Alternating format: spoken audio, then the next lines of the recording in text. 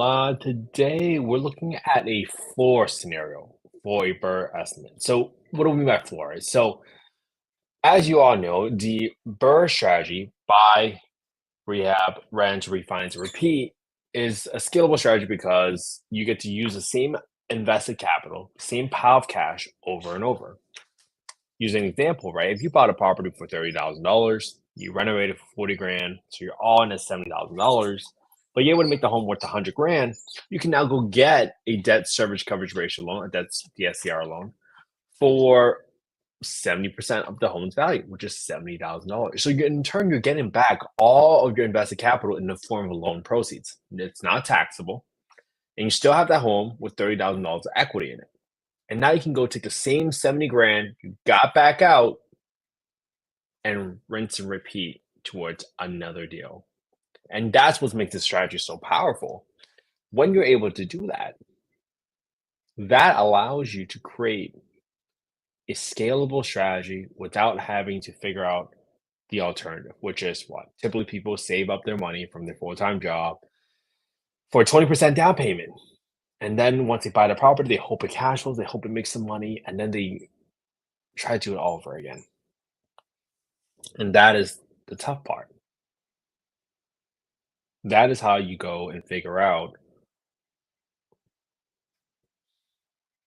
which strategy you want to pursue. Because I mean, both strategies work. One's just a lot slower than the others. And a lot of folks sometimes when their goal is to create passive income a little bit faster, the BRRRR strategy tends to be the best. Now, the reason I'm looking at this property today that came up on my feed, that's been on revenue for less than 4 days. This is a 3-bed, 2-bath, but it looks like there's another home here. And they list it as a 4-bedroom. Now, this home, I'm assuming you probably turn this into a bedroom because you have an egress and a window, but maybe you need some fire escapes there because it's 2 floors. They're probably convert the living room, but I don't really like the structure of this. But this home, in my opinion, is in terrible condition. I would absolutely have to gut this entire home.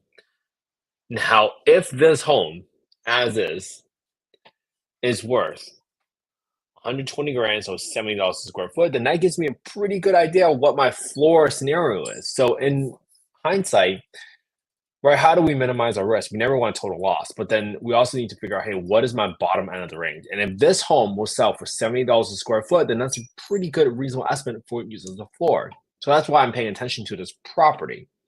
Now, if you've been following what we've been doing, we've been looking at properties for the past 12 months, putting them all on our list by zip code. We've been adding the bed bath counts, all the normal statistics or data points that you might want to care from square footage, year built, to whether or not how big the lot size is, to whether it's a garage, a basement, or an HOA. This property has a HOA and a property, but since we've exhausted the list of all properties that have been sold on the market, now we're tracking properties and what they're coming onto the market for. And that allows us to figure out and get a pulse on the market, because if you ever see any deterioration in dollar per square foot, that adds a significant amount of risk to your BRRRR strategy, right? Because if interest rates are continuing to go up and up and up, which they have, let me show you really fast.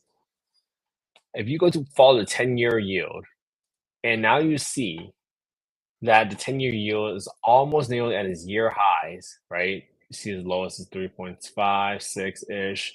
It's gone as high as 4.678, even up to 4.99-ish. I mean, that's really high. And as your interest rates go up, it drives down the affordability of your home. So with this increase in rates, are you seeing any sort of deterioration in the price per square foot in the market of your choice, wherever that might be? And the fastest way you figure out is if you have been tracking the market like us.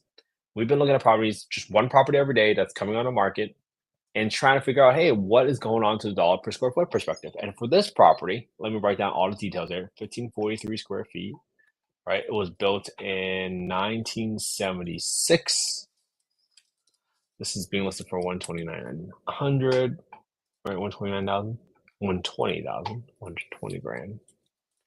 So then my dollar per square foot is going to be 120 equals 2,743. Listed 4 days ago, listed 12/26/24. What's the lot size here? Lot size here is 0.3 acres. Yes, garage. Yes basement, no HOA. Let's see what community or neighborhood this is in, and I typically find that out just by clicking on it and then zooming out. And this is closest to Morningside, so I'll write that down. North of Morningside. So this property was being sold for $78 a square foot. There's another property here in Morningside, northwest of it, for $101 a square foot. Let's see if this property sold yet. This property still has not sold yet, and this is a very nice, well-conditioned property for $100 per square foot. It's been on the market for 17 days. So I'm going to pay close attention to this because if this property sells for $100 a square foot and this property in a fixer condition is selling for $78 a square foot, that's going to give me hesitation because if I spend less than $20 a square foot, am I going to get my money back? That's going to be a tough one. That's going to be a tough one to sell. Just saying, you probably need a big gut jobber. So this is probably not a good BRRRR candidate because that is how you're keeping a pulse on the market, right? When comparing what else has come on the market, are they still on the market? And are they still on the market because it's not selling for the price per square foot that they were looking for? Because this tells me right now I can't buy this property for 78 unless I can get back 70% of what I put in there, which does not seem to be the case. So with that said, now I have this property for not renovated. Means full gut job, all cosmetic fixes for kitchen, full bath reno, and full paint and flooring at the minimum. Great. So now I know good floor. Let me just write good floor. Good floor candidate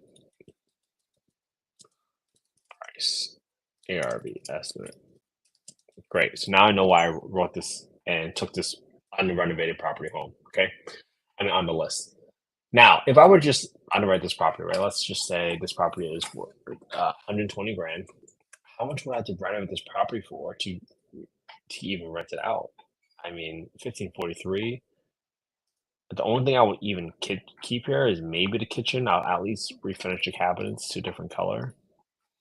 So 1543. So let's just say I put in a new water heater. It doesn't look like it's inhabited.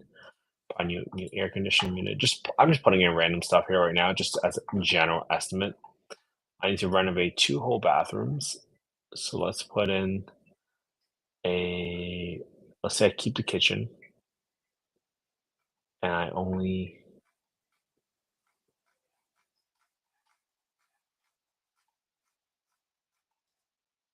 I'm not replacing the toilet for high pressure flush because I'm just going to do a full bathroom renovation at 8 grand each. So that's two of those. I'm only going to repaint the cabinets. I am going to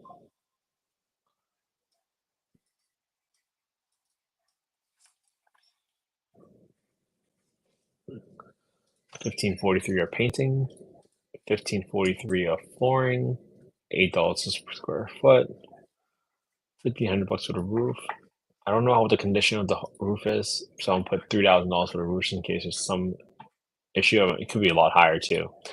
So if I got a $53,000 rehab on this property, and let's see what I can rent it out for. So I go to affordablehousing.com and I go to the owner section and put the market rent estimator. It'll bring me to this page. I'll plug in the address, the bedroom count, and it says right here that the average rent here is 1541. So 1541. That's pretty high to be honest.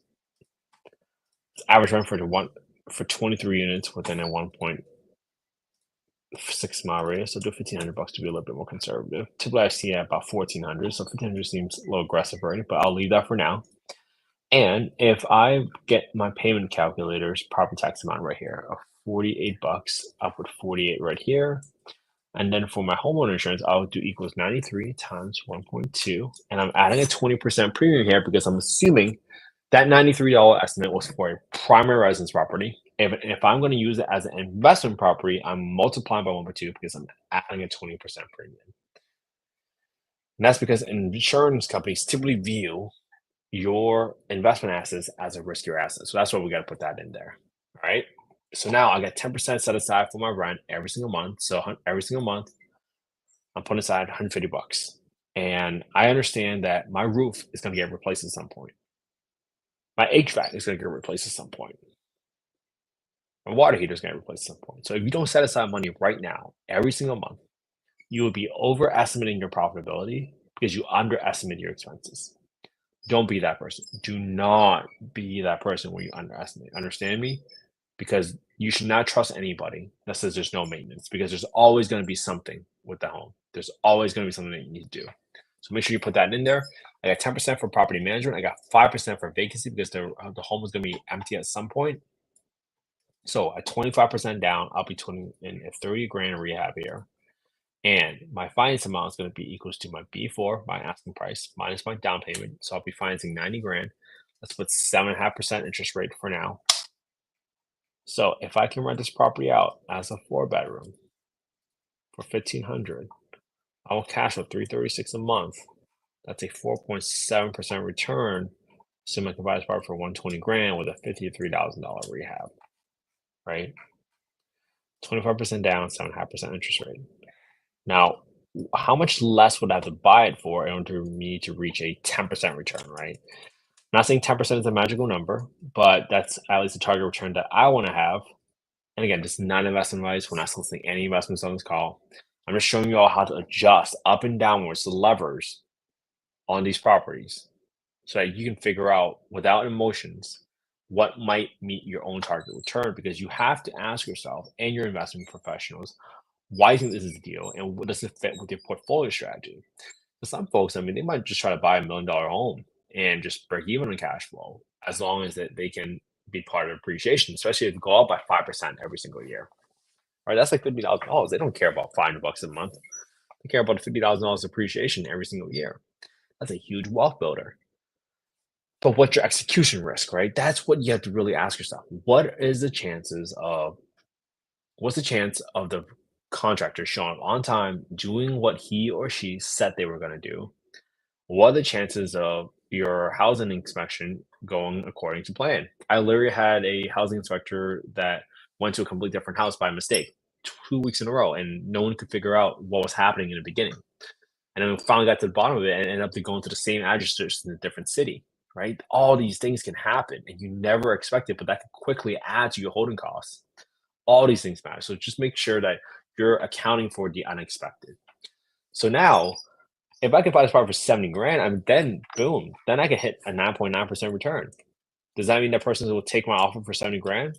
Not necessarily, but it doesn't. Maybe you will say, hey, maybe this is my offer, right? I have much lower risk here, and if it goes well, and I can assume I can rent it out for as a 4-bedroom for $1,500, then great. I can make a 10% return on it. If not, what if my rehab goes up by another 20 grand, right? Let's go to 20 grand. Now it's a $70,000 rehab. Now what do you have to buy for? You might have to buy for 50 grand, right? Go figure. 9.7%, 50 grand, because your rehab now is $73,000, right?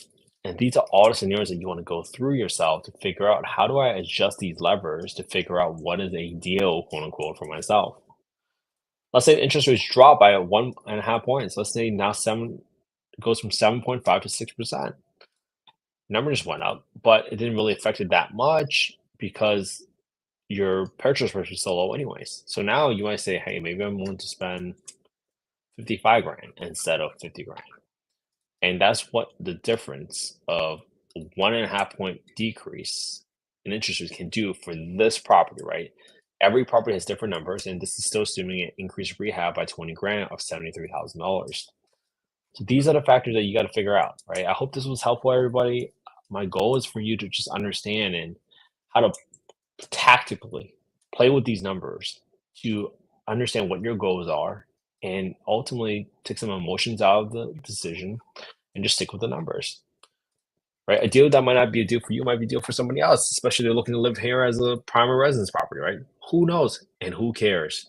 Stick to your own strategy and just stick to your guns and understand what and why did you choose this strategy in the beginning, and just stick to it. Don't be afraid to pivot, right? Don't be afraid to say, hey, if interest rates go a different way and maybe I'm willing to be a little bit more risky. I don't know.